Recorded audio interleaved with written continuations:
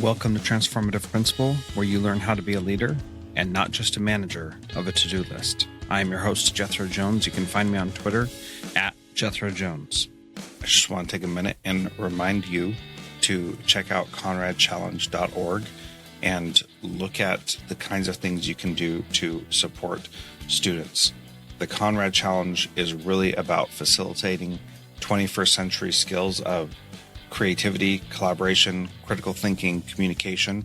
So go and check that out at conradchallenge.org. And if you missed my interview with Nancy Conrad, go check that out as well at transformativeprincipal.org/Nancy Conrad.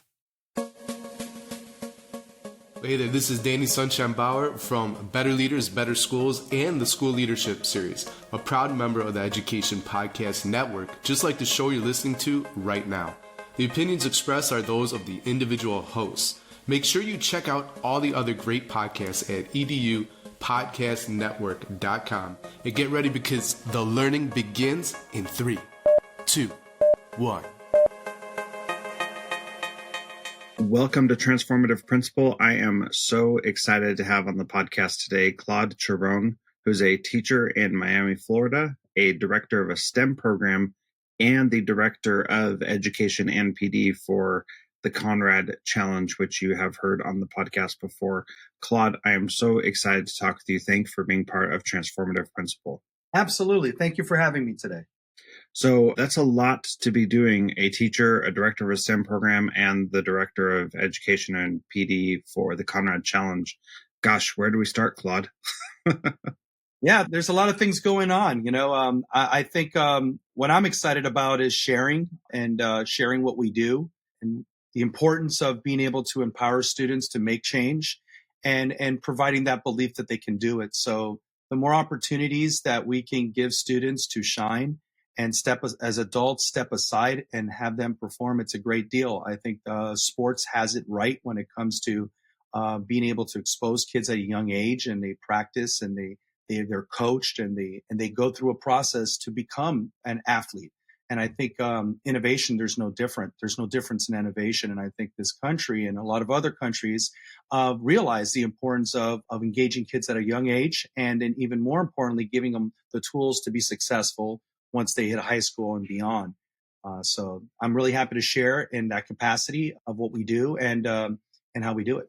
Yeah, so I think the best way to do this, because we're going to cover this theme of empowering students and teaching them. I love that analogy that the sports has it right to help kids become an athlete. And I think we need to do more of that kind of stuff in education, because there's so much more that you learn than just being an athlete when you're doing that. And so I want to talk more about that. So as we talk, we'll pull examples from your work with Conrad Challenge, with Gulliver Schools, and with the STEM program, and you can just, pull from wherever to have our discussion. And what I really want to get down to is, in education, we as a system do not do a lot of empowering students. It's very much, kids come in and they have a single path of inquiry to get to the right answer, and that's typically what school is like for most students in most of the places that kids go to school at. And so how do you first start by stepping back and letting kids be engaged in a way that is different than that? How do you empower them to get started? Excellent question. I think that's always a challenge for any teacher, is how do you get the kids to care, right? How do you get them to be engaged? And I can tell you things that will not work by enforcing and saying you have to do this. So those are just things to keep everybody safe. Those are things to keep things fair. However, that doesn't inspire and that doesn't engage students. That just has them sit there and listen to you. So how do we engage students and how do we do it here? So the two things I feel so strongly about is the students have to take ownership in what they do, and meaning that they have to pick something that they want to actually do. And we have two different directions they can go in. It can be a challenge where, this is a competition and we really want to engage in it, or it can be a problem that they're trying to improve on. So going through projects and invention, one of the things that has helped us in the school that I work at and working with the Conrad Foundation is empathy. have empathy in what you do, have a point, and have a real reason, not a methodical one, or just oh, by the way, this is how you would do it, but we're not really going to show you how to do it. So what we've realized is, and I'll use two examples very quickly here to give an idea. If we're designing something, we can design a cup, or we can actually design something to help a person open up a door independently that's in a wheelchair. So the first thought is, well, that sounds complicated, and you're going to have to do X, Y, and Z. Well, that's where the learning comes in. Students, when they're inspired by seeing someone in pain or someone that they can relate, like, wow, this person struggles to open up a door, and I can do research as a group and work with a group of students to actually potentially find out if there is a solution. And you go through the methodical design process, ask questions about really what the issue is, come up with some designs of what can work. And guess what? Now you actually design something that matters. And designing something that matters is what inspires kids. So the traditional approach is, well, we don't have time to do that. We have an exam at the end of the year. We have a state exam. I agree with that, and I understand the time constraints, but do you want them to engage in the project? Do you want them to go deeper? Do you want them to think about this project when they go to sleep? Do you want them to share this in a job interview? Do you want them to talk about this in a presentation and be so excited that they've accomplished something that is meaningful? So there's so many learning tools there that help us.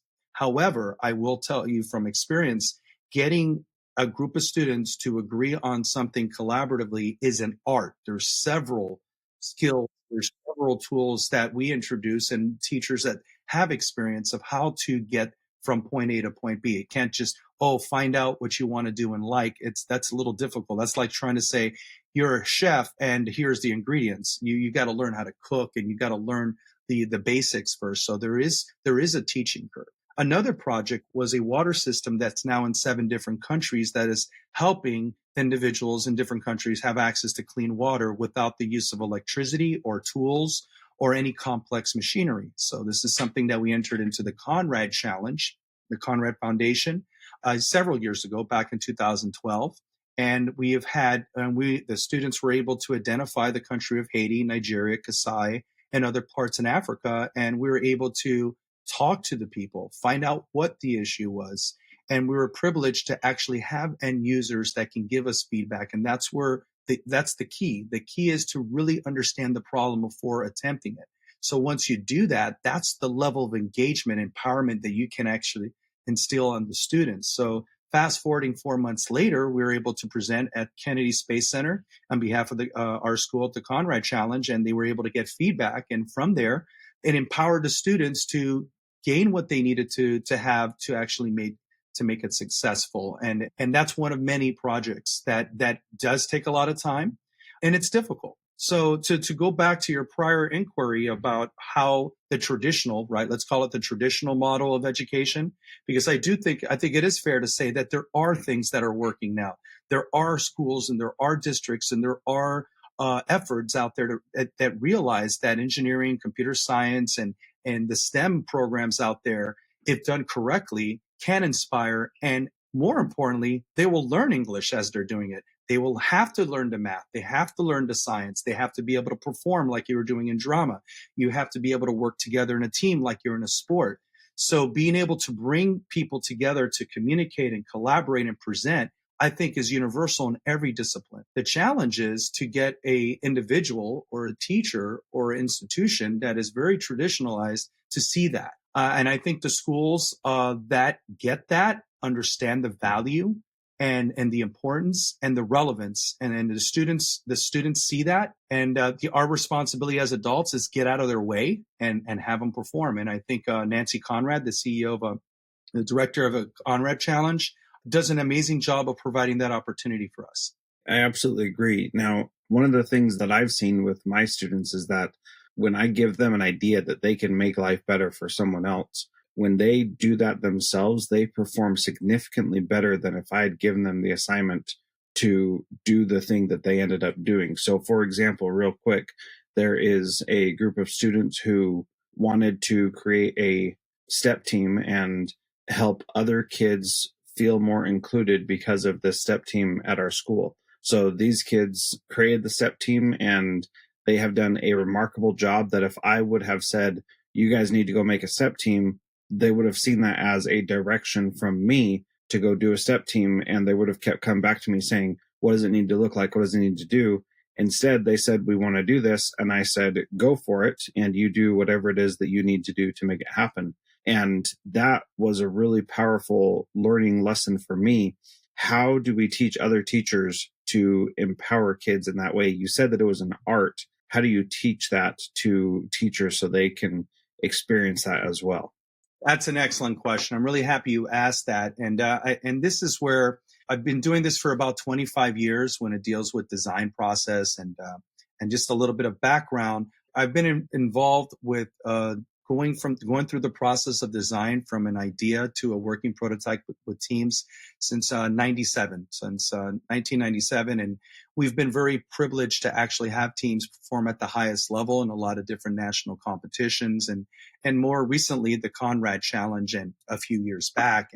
And in that process, about 3.5 years ago, Nancy Conrad came and spoke to the finalist team. So just a little bit of background, the Conrad Challenge provides an opportunity to have students work in teams to tackle a real world problem, either health and nutrition, aerospace and aeronautical, environment and energy, and cyber security. And then there's other specialty categories as well. So they go through this process. To entertain the question that you just mentioned is, well, what is the art? So, well, we don't have to reinvent the wheel. There are schools like Stanford, and Apple and these companies that go through a process of how do you go from an idea to a working prototype. So after talking to the teams several years ago and what the needs of the teams, and we're talking about the finalists, the top 5 in each category, and they mentioned we really want to know techniques and methods to actually help us to go through a process more efficiently, to really make it practical so it can be sold and make it scalable. So we did some research, and about 3 years ago, we came across something called the Google Sprint method.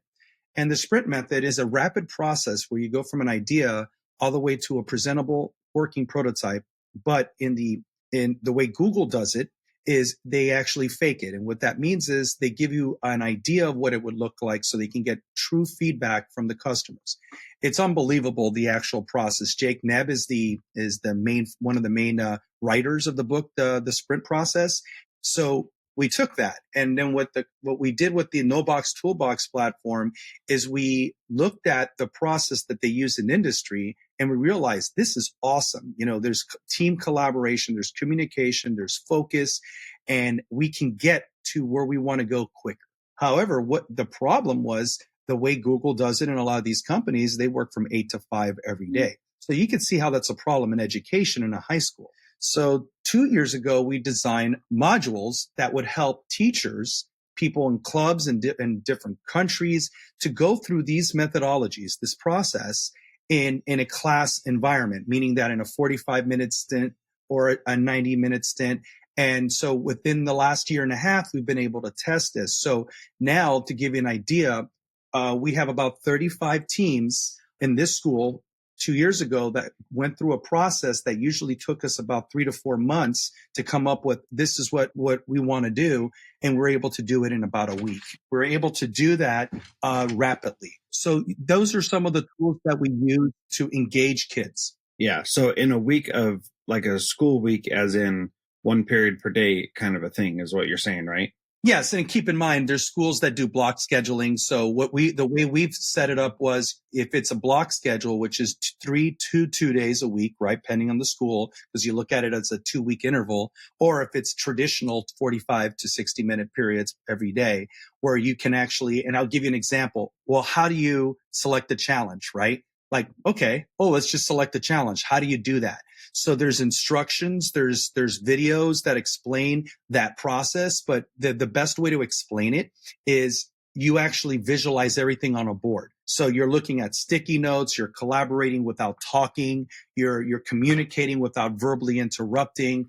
So those methodologies help a team to work individually, but work together so they can be efficient.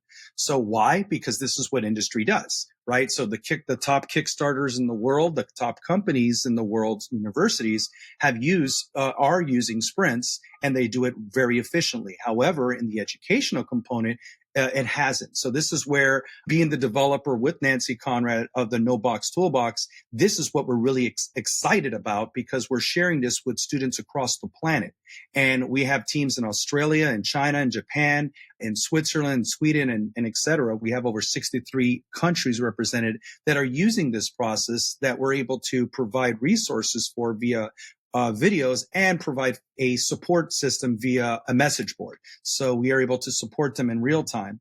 This is still a challenge to be able to go through that process, but the results that we're seeing and are just unbelievable. We had a team of students in Nigeria that were able to go through some of the videos, and they presented in front of the United Nations last year. And they were just so thankful of the opportunity and some of the tools that we provided them. So I'll pause there and see if there's a question. Yeah, absolutely. So the No Box Toolbox, I talked about that with Nancy on the podcast. How do people get the No Box Toolbox so that they can start this process with their students? Okay, so that's an excellent question. So the best way to learn information about the No Box Toolbox is actually from the conradawards.org website, and it's piggybacked with the competition. However, we're in the process of right now as having it as a standalone, and we're literally at that process where we actually have teams around the world that have access, and they're providing feedback with it, and it's just unreal. So we're working with specific organizations and other companies to actually distribute it as well. So for example, where we are in the last couple of years is we bring students to model this in all different summits around the world, MIT, NASA. So the students and I have gone through different places. Last year in Calgary, representing with another organization, Smart Technologies, and they were just amazed and so supportive of the efforts of the foundation. So along with Smart and other companies, this is how we're distributing initially the No Box Toolbox. But however, at this time right now, the way it's set up is it is a support system and an infrastructure that teams don't have to use to go from point A to point B in the design process. So you have round 1, round 2 in the summits. Now, if a team or a school is interested, this is where they would reach out to me via the website, and they would say, okay, look, we're interested, and this is who we are, and we're looking for even more people to give us feedback. But we're also we're at the process now where we're actually making it extremely scalable. So that's where we are today. Excellent. So one of the challenges that my students face as we attempted to do the Conrad Challenge this year was that I felt we needed the No Box Toolbox before we submitted our investor pitch for the Conrad Challenge, because there were students who just did not have the time to get through that process without that support. So I'm really glad to hear that that is going to be a standalone thing, because I think that can be really powerful. And I think that's really great. So when you're talking about doing these things to get kids engaged and do these different ideas that they have, one of the challenges that you mentioned was that kids all together, it's hard to get them to come together and agree on something. And a lot of times in schools, we say that kids are bored or lazy or whatever. And I just don't agree with that, because I see kids, when they get engaged in something meaningful, then they can really take off and totally change who they are, which is just incredible. So how do we get kids to agree on something and make that a thing that they want to do, in addition to the things you said before, like having empathy and going through a process, see how they can help someone? What other ideas do you have for how to be able to do that? Thank you for the question. I think what you said is the exact reason why we do the sprint. The sprint, if you can visualize it, the sprint enables you to collaborate with each other visually without saying. So for example, let's suppose you're going through, okay, guys, what we're going to do is we're going to spend 10 minutes researching an issue with this. You do your research, you write it on a sticky note, you put it up, and then you go through a process of evaluating with some other stickies. And then the idea is that it actually forms into something the team actually believes is the solution. So to piggyback on what you're saying before, I completely agree. I think it's a disservice when a teacher says kids are bored or not interested. I think teachers in that facility needs to address what they're doing, because I do feel it's our responsibility to engage kids. And if somebody is not engaged, I take it as a personal failure of mine. That is me as a teacher. And again, I understand there's variables that we can't control, but for the most part, I think it's our responsibility to do everything we can. So the skill sets of learning math, learning how to design, learning how to test, that to me are hard skills. This is the skills that we have learned going through high school in the past, which are still important. However, they fade in comparison of the importance and the level of difficulty when it comes to working in teams. And I think anybody that's worked with a student team understands what I'm saying. Working with a team and having a team respect each other is, to me, the biggest challenge. Collaboration, communication, and being efficient with each other and respectable, because those are the soft skills they're going to need when they have their organization or work with a company, is something that's not really being taught within the class. However, the sports teams that are successful, it has to happen, right? So when you look at soccer, and you look at football, and you look at these sports, it's never an accident. It's never a surprise when someone fails or not, in the most of the time, because you can see if they're collaborating and working or like each other. And that's something that the process that we're trying to show, it doesn't teach content. It shows a process where a team can collaborate in a respectful way, where the silent person can be heard equally as the one that's the used car salesman of this is what we should do. So I'm very inspired by it, because I'm one of those people that can talk to death, and I'm very animated and excited as a teacher. And it's helped me as a teacher to step back and realize, you know what, let's hear the whole group. Let's see how it looks, and let's evaluate silently what direction we should go in. And we use these steps in how to pick a team, how to pick a market, how to design something, how to test. So we repeat the same methodology, but the actual destination changes. So that's something that we're really excited about. So if you look at the design process, we haven't reinvented it. There's still research, there's still design, there's still building, there's still feedback. That's the same. The difference is that they're not working in silos, and they're not working in a debate format from beginning to end. There is a place where you can debate and present. However, what we've realized, and what a lot of the organizations have realized, is maybe we need to get all the stakeholders together. We should ask the right question, and we should answer the questions that the team want answered. And so once you have that clarity within a team, now you have the opportunity to do something that the team really wants to do. So that's the shift for me and from my side, is how do we become more efficient? Because that's where we need to be. How do we provide the tools for these kids to collaborate with each other in a respectful way, in a productive way? Yeah, that's really powerful. I feel like we could just talk for hours and hours, but I want to respect your time and ask my final question right now, which is, what is one thing a principal can do this week to be a transformative leader like you? Excellent question. So my thing would be is, how can we work? I would ask the question to a faculty, how can we work together? How can we work together in a way where we're doing themes or projects or efforts where we're going deeper, but we're asking less of the students when it comes to feathers? And what I mean by that is, what we do in education is we have silos, right? We have math and science and engineering, and we have all these different silos that people work independently. And me being an engineering teacher for many years, I was very frustrated because people see us as engineering. And then when you see engineering or biomedical or real STEM projects, you realize that you have to write. So why not work with the English people? You have to present. Why not work with the drama students? You have to have art. You have to be creative. Hence art. So I think the traditional model is, oh, you need to know art like if it's a standalone. No, I respectfully disagree. I think there's a place for that, but I also think it's an opportunity for us to come together. So if I had to reinvent the wheel with the school, I would have some sort of an octagon, and in the middle, you do the same thing, but you attack it from different ways, right? So I think it's nice on paper and it sounds great.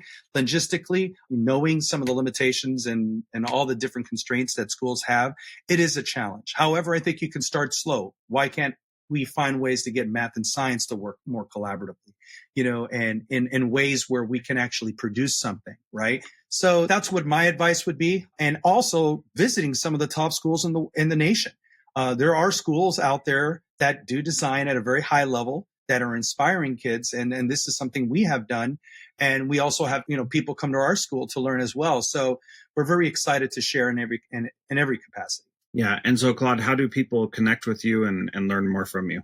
Okay, excellent. So my email is Claude, my first name, CLAUDE, at conradawards.org. Okay. So Conrad, CONRAD, awards.org. So that's the best way to contact me if there's any questions and in any way I can help. So again, thank you for the opportunity to share. It's always great to talk about what kids are doing and how we can make it a more efficient and joyous ride for them. So I'm excited to share. Thank you so much. Hey, you are welcome. And thank you so much for being part of Transformative Principal. Just want to remind you that you can get the show notes for this episode at transformativeprincipal.org/episode 26.